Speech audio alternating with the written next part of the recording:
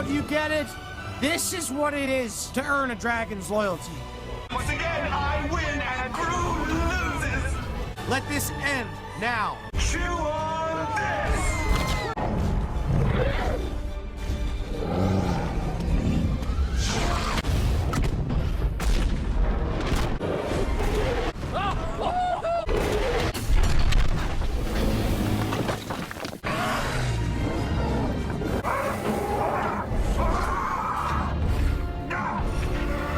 Now let's try this one more time.